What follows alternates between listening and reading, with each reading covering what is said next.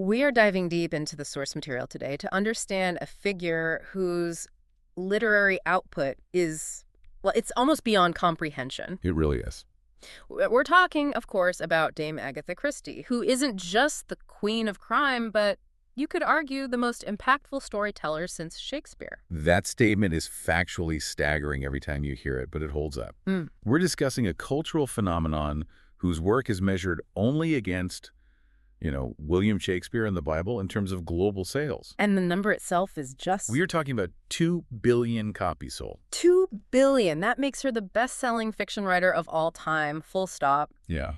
And according to UNESCO, she's still the most translated individual author in history. Yeah, that's right. We have stacks of research here covering her life from her birth in 1890 right up to, well, modern adaptations, the way her estate is managed, and even the real-life consequences of her fictional plots.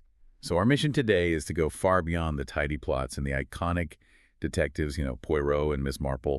We want to uncover the highly contradictory lives she led, the personal traumas, the scientific expertise, and the surprising athleticism that all fed into her writing. I think if you're listening, you'll leave this conversation with a complete understanding of how a private, almost shy woman became the absolute master of high-stakes public deception. Definitely. And I have to say, the nuggets we found are spectacular, the kind of aha moments that completely reframe her image.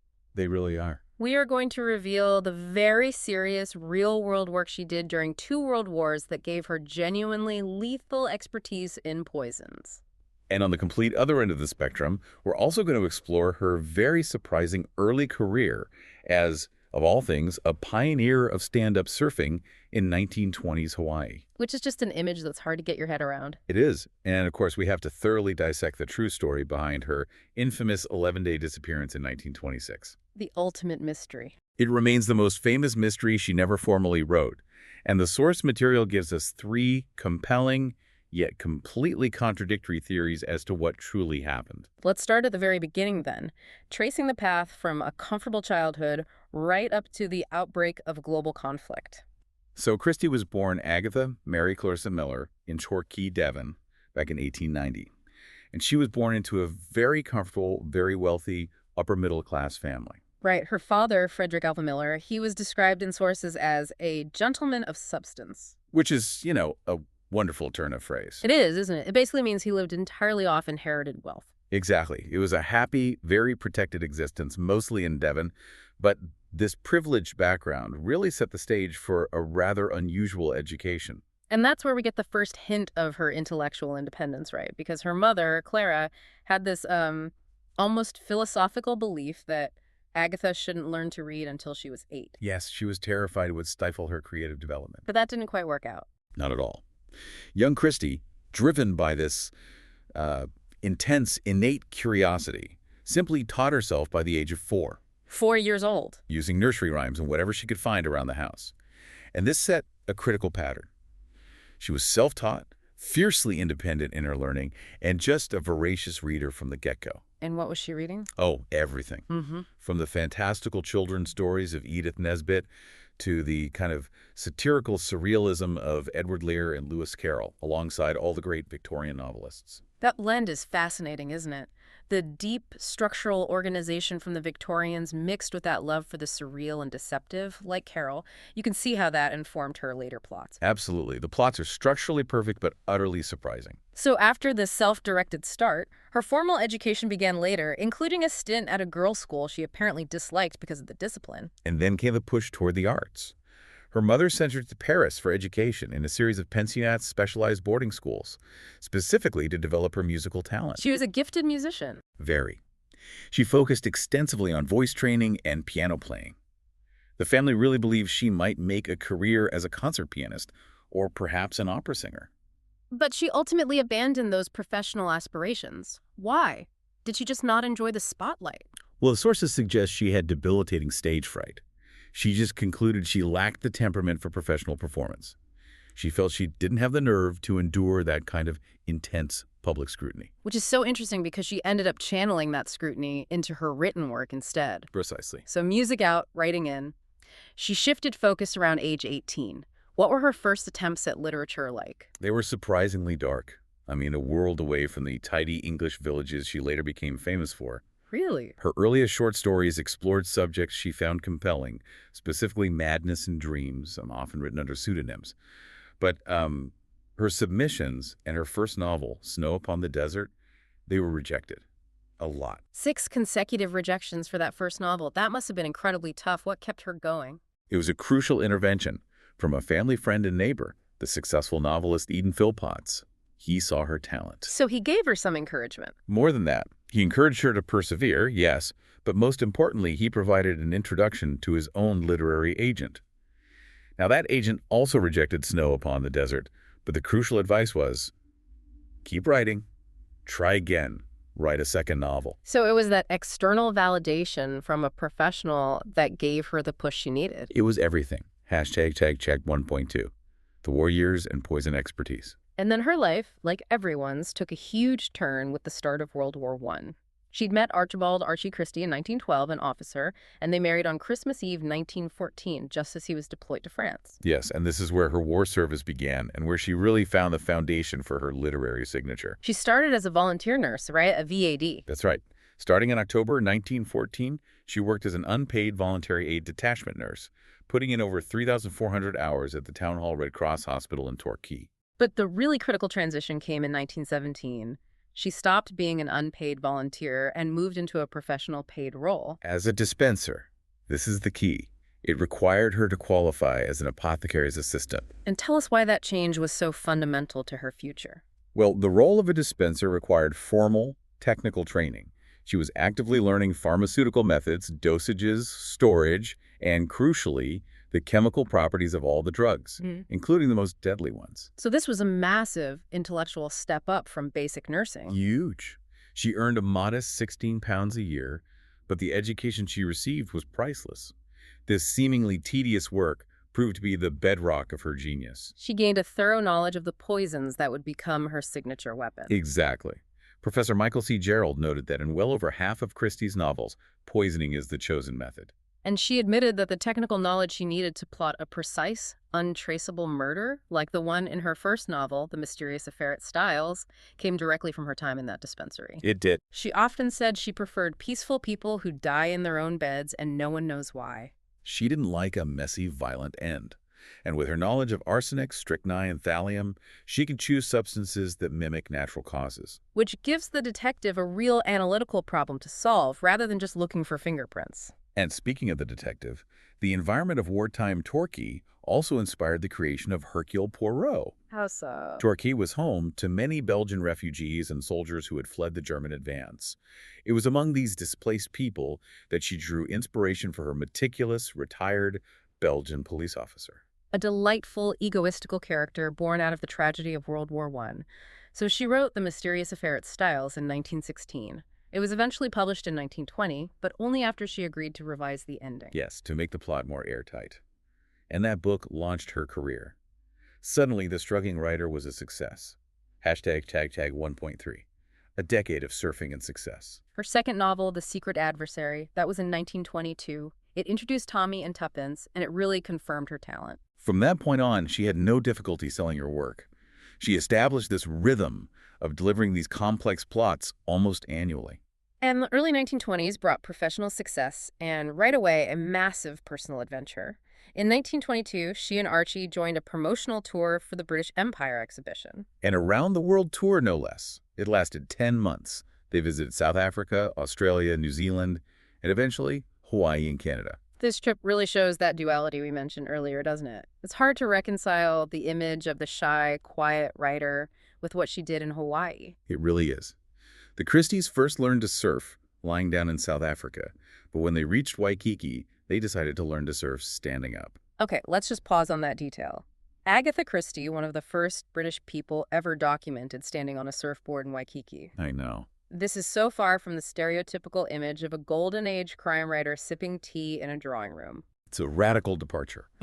And she became quite good at it. She loved the experience so much that she convinced Archie to extend their stay in Hawaii by 3 months, just so she could perfect her technique. 3 months just to practice surfing. She was, by all accounts, quite athletic, even competitive in mastering this skill. She wasn't just, dipping her toes in. She was committing to a new physical discipline. She later wrote that surfing was one of the most perfect physical pleasures I have known. That tells you something really important about her inner life, doesn't it? It does.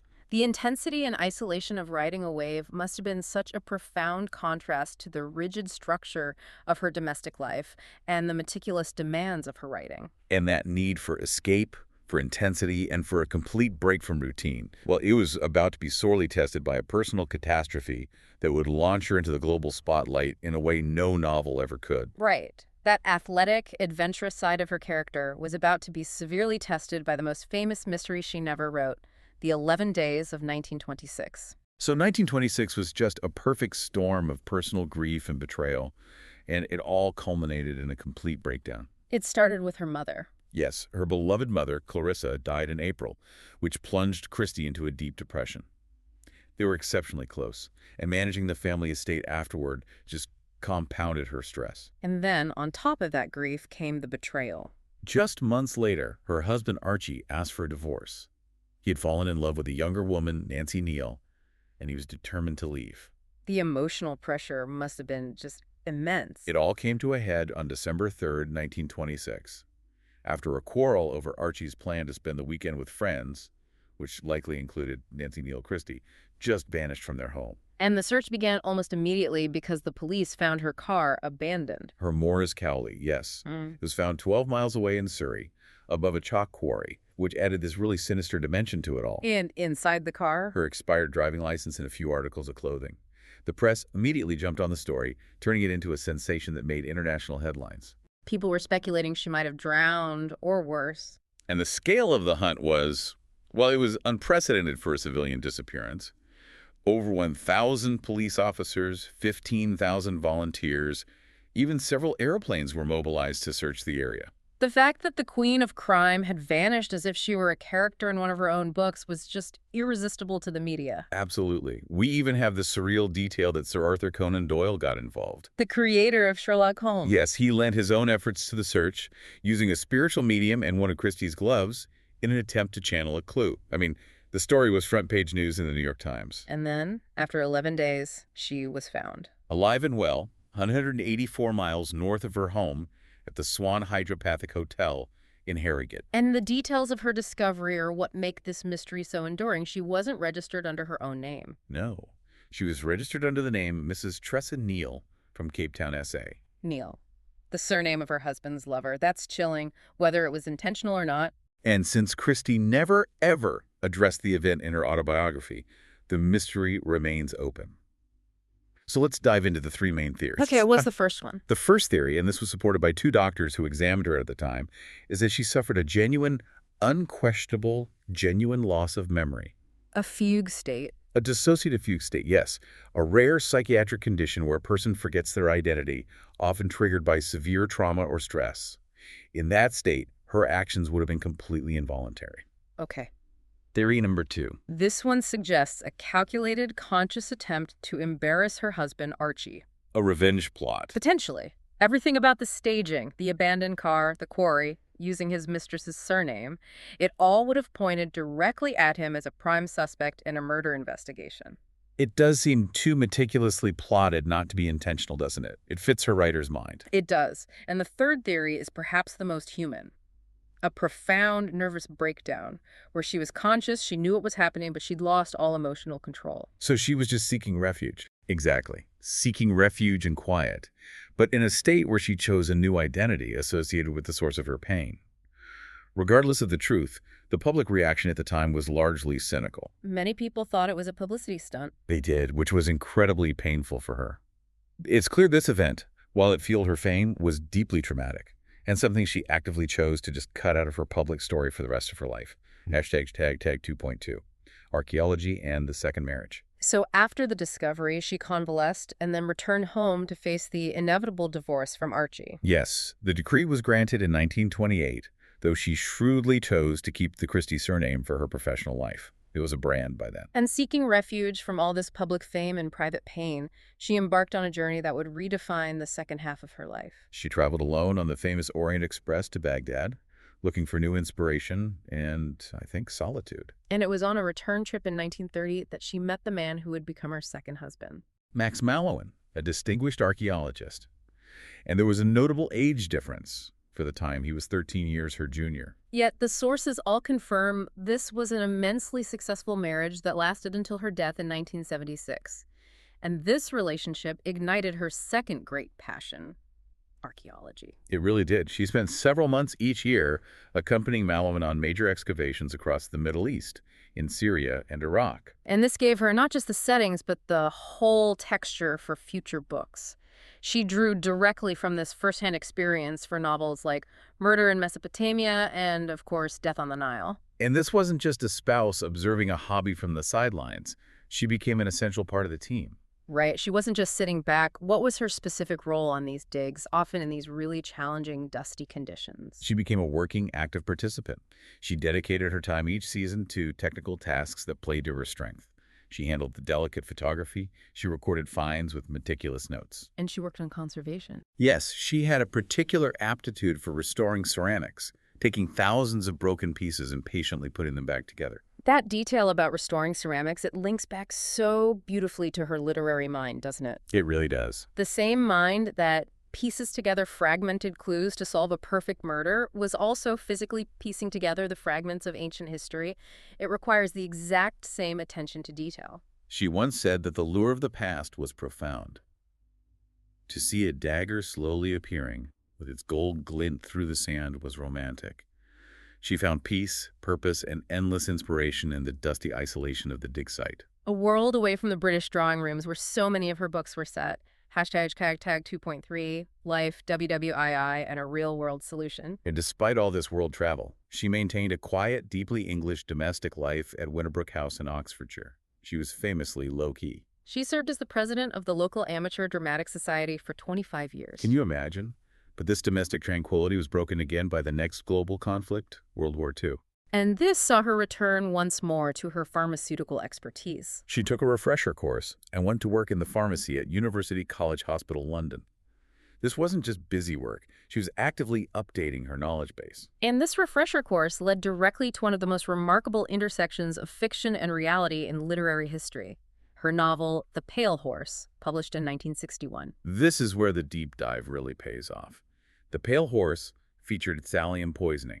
Thallium is tasteless, odorless, highly toxic, and it mimics the symptoms of several other illnesses. So it's the perfect murder weapon for her fictional world. The perfect weapon. But the real kicker came years later, in 1977. Tell us about the actual case. In 1977, a real-life poisoning case in Britain was solved because medical personnel recognized the specific symptoms of thallium poisoning as described in Christie's book. No way. It's true. Thallium causes peripheral neuropathy, a pins and needles sensation, and critically distinct hair loss. Doctors who had read The Pale Horse recognized the pattern immediately. So they were able to correctly diagnose the victim and ultimately identify the perpetrator. Exactly. Her wartime training literally provided the key to saving lives a decade after her death. The depth of her technical knowledge was so precise that it crossed the boundary from fiction to forensic fact. It's an incredible testament to her research. And that meticulousness, combined with her capacity for detailed conspiracy, actually got the attention of British intelligence. During the war, MI5 investigated her. Hold on. MI5 investigated Agatha Christie. What was their specific concern? They were deeply concerned because a character named Major Bletchley appeared in her 1941 thriller N or M. Bletchley Park. Bletchley Park, of course, was the top secret site of the British code-breaking effort. MI5 fears she had a spy feeding her names from the center. The potential security breach was massive. The queen of crime unintentionally triggering a national security alert. What was her explanation? It was disarmingly simple, and it revealed her deep focus on the minutiae of English life. She had been stuck at Bletchley Station during a train journey. And she got annoyed. So annoyed by the delay that she used the name in revenge, giving it to, in her words, one of my least lovable characters. She had absolutely no idea the name was attached to the greatest wartime secret. That story just perfectly encapsulates her duality. The Quiet Woman focused on the petty annoyances of the railway system, was simultaneously creating plots so detailed they warranted a government investigation. And this duality, the precise technician and the master plotter, leads us directly into the world of her creations and the formula she used and broke to achieve literary immortality. We have to start with the character she apparently grew to despise, the little gray cells in a head, exactly the shape of an egg. Hercule Poirot. Introduced in 1920, starred in 33 novels and over 50 short stories, he's perhaps the most famous detective in the world. And he holds that unique literary distinction, doesn't he? He was the first and only fictional character to get a front-page obituary in the New York Times. He was. It ran in 1975, just before the publication of his final novel, Curtain. It's amazing she found him so irritating, considering how carefully she crafted his ego.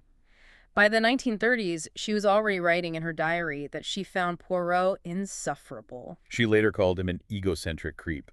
So why did she keep writing him? Well, primarily for commercial reasons, but also for protection. She protected him fiercely from misrepresentation. Unlike Arthur Conan Doyle, who tried to kill off Sherlock Holmes prematurely. She resisted that temptation. She did.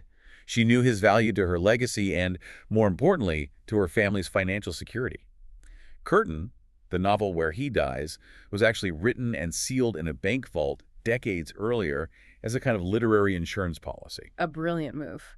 Then we have the other great icon, the seemingly gentle observer of human nature, Miss Jane Marple. Introduced a bit later in 1927 short stories, and she appeared in 12 novels.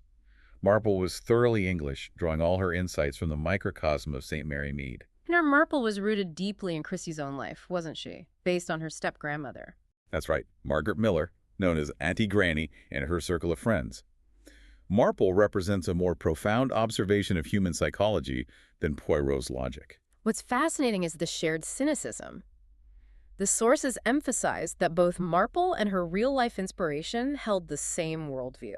Yes, they always expected the worst of everyone and everything, and were, with almost frightening accuracy, usually proven right.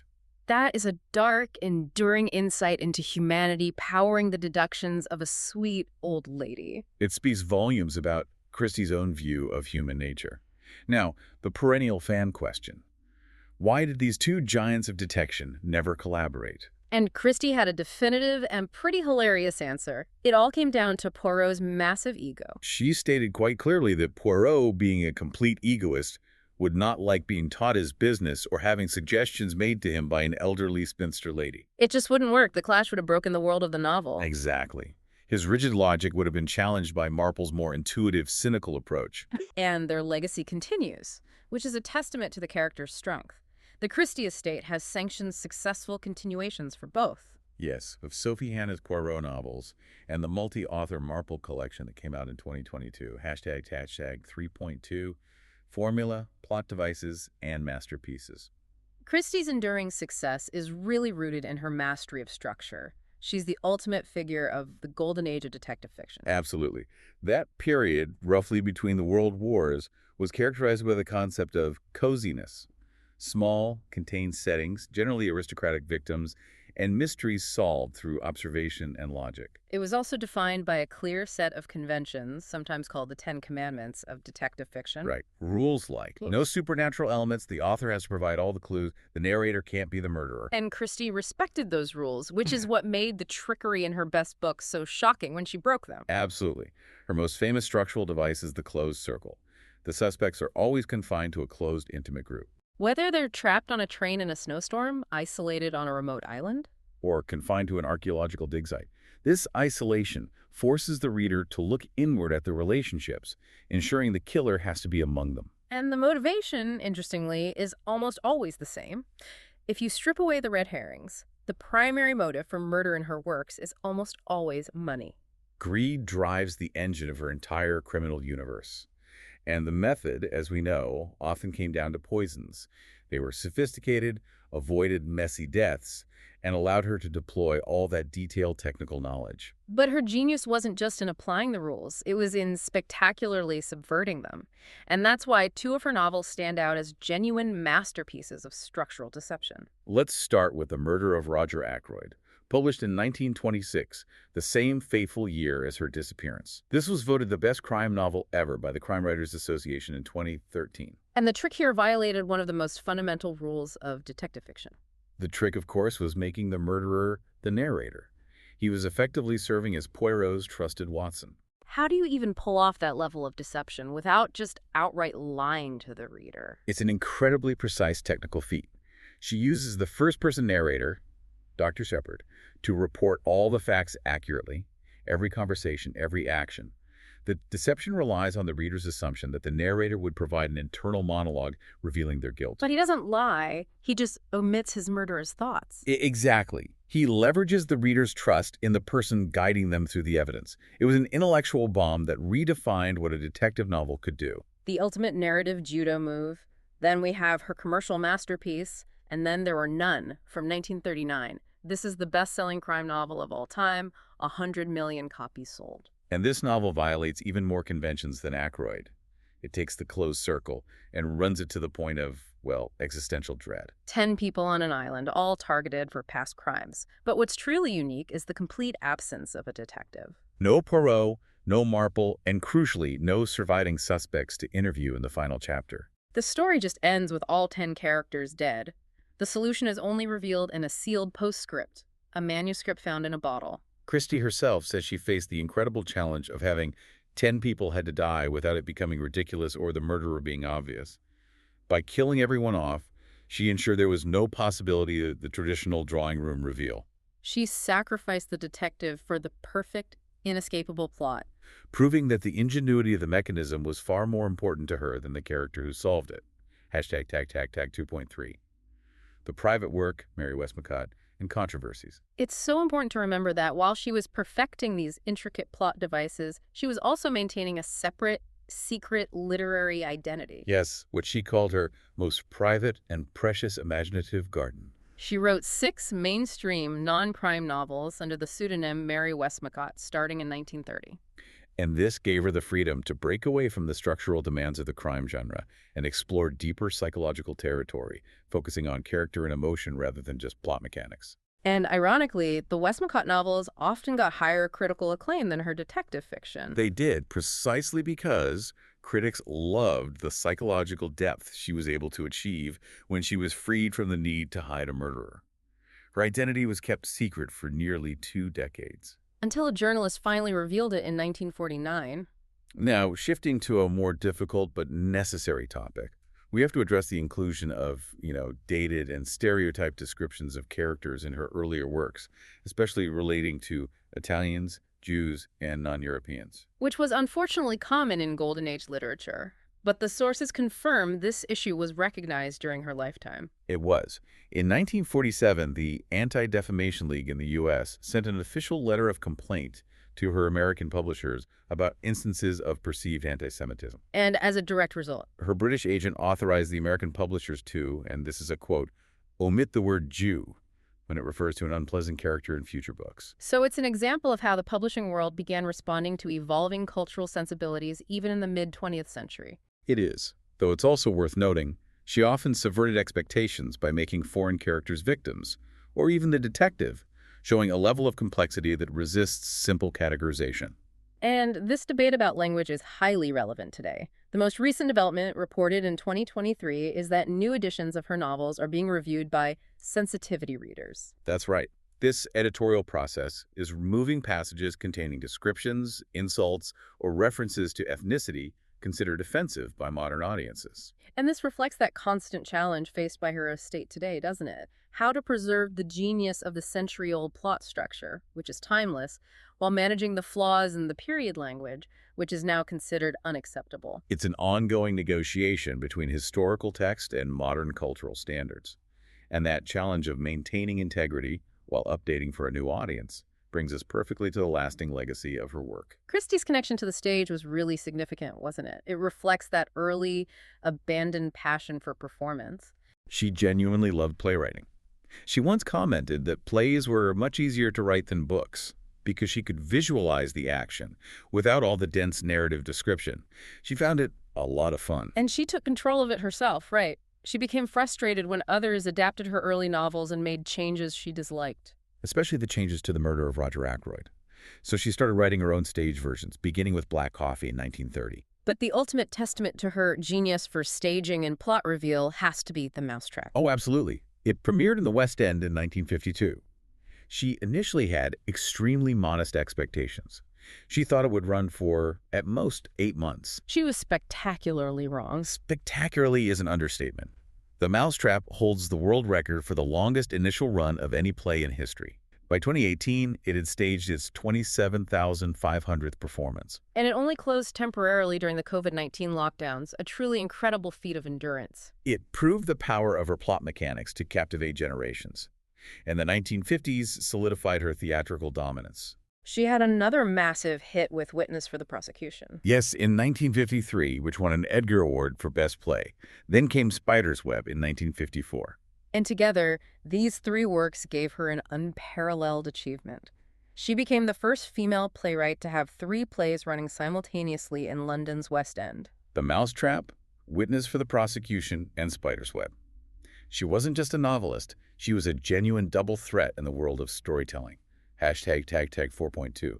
Honors, wealth, and estate management. Given her staggering cultural and commercial impact, official recognition was inevitable. Yes, she was appointed Commander of the Order of the British Empire, a CBE, in 1956, and later promoted to Dame Commander, a DBE, in 1971. And the financial scale of her operation was just colossal. By the late 1950s, she was reputedly earning around £100,000 per year. Which, when you calculate for today's value, is equivalent to approximately £3 million annually. Wow. Her total estimated lifetime earnings from writing alone are calculated to be in the region of $20 million, which translates to over $110 million today. To manage all of that, she established a company. Yes, Agatha Christie Limited, or ACL, in 1955, largely for tax purposes. And the history of ACL explains why her estate is so protective of her material. In 1968, when she was near 80, she sold a majority 51% stake in ACL. But, and this is the crucial part, her family retained a critical 36% share. And that retained share proved absolutely pivotal. It effectively granted the family a controlling influence, a veto power, over new treatments, updated versions, and adaptations of her works. And this commitment was fiercely maintained by her daughter, Rosalind Hicks, who is dedicated to ensuring the integrity of her creations. And that's why modern adaptations usually remain high quality and true to the source plots. The estate prioritizes artistic integrity over maximum commercial exposure. Hashtag 4.3. Enduring adaptations in pop culture. And the global appetite for her mysteries remains completely unsated. Her legacy feeds a massive, multi-generational industry. Over 30 feature films, countless radio plays, video games, graphic novels. And 2 iconic, defining television series. David Suchet as Poirot across 70 episodes. And Joan Hickson as Miss Marple, who adapted all 12 Marple novels. We've seen a huge modern revival on the big screen, too, especially with Kenneth Branagh's films. Yes, directing and starring in Murder on the Orient Express, Death on the Nile, and A Haunting in Venice. The fundamental strength of the plot means her stories can be constantly and successfully rebooted for new generations. And fittingly, her own personal mystery continues to inspire fiction. That 1926 Disappearance has become a subgenre all its own. It really has. The mystery surrounding those 11 days continues to inspire films and novels that offer fictionalized accounts or alternative theories. Like the film Agatha or the recent novel The Mystery of Mrs. Christie. The very fact that she successfully staged a real-life mystery that remains unsolved provides endless narrative fodder for other creators. Finally, her lasting cultural impact is evident in the tributes she continues to receive. In 2016, the Royal Mail issued special postage stamps. Stamps that featured concealed clues visible only through UV light or body heat. I mean, how perfect is that? Yeah. So perfect. And in 2020, she was commemorated on a commemorative £2 coin by the Royal Mint, marking the centenary of her first novel. Her genius is embedded everywhere, from the stage and screen to the currency and the postal system. A truly unstoppable, enduring global legacy. Hashtag tag outro. So this deep dive into Agatha Christie has thoroughly revealed her remarkable duality. The self-taught, shy woman from Devon who became this global literary giant. We've seen her draw on her seemingly contradictory lives, for the meticulous work as a hospital dispenser gaining lethal knowledge of poisons, to the adventurous surfer and the active archaeologist cleaning ancient finds in the Middle East. She led a quiet, highly domestic life devoted to gardening and local amateur theater, all while plotting the most intricate and deadly crimes on paper. She fiercely guarded the integrity of her work and her private life, actively choosing to distance herself from the sensational commercial phenomenon she'd created. She resisted the temptation to kill off Poirot when he was at his most popular and guarded the text's integrity through her estate, proving her dedication to the long game. She spent her later years trying to avoid the public and was very vocal about finding her most famous character insufferable. And yet, her plot ingenuity, her ability to construct a deceptive, watertight narrative, it just keeps her work alive and relevant. It proves that structure outlasts celebrity. So we leave you with this provocative thought for reflection. How did a writer who consciously prioritized a quiet life and actively avoided the press manage to create one of the most visible and widely loved literary legacies in human history? A legacy so durable it keeps solving real-life crimes and dominating bookshelves nearly 50 years after her death. What does that tell us about the pure, timeless power of ingenuity and a perfect, meticulously structured plot? Thank you for joining the deep dive. We hope you feel thoroughly well informed.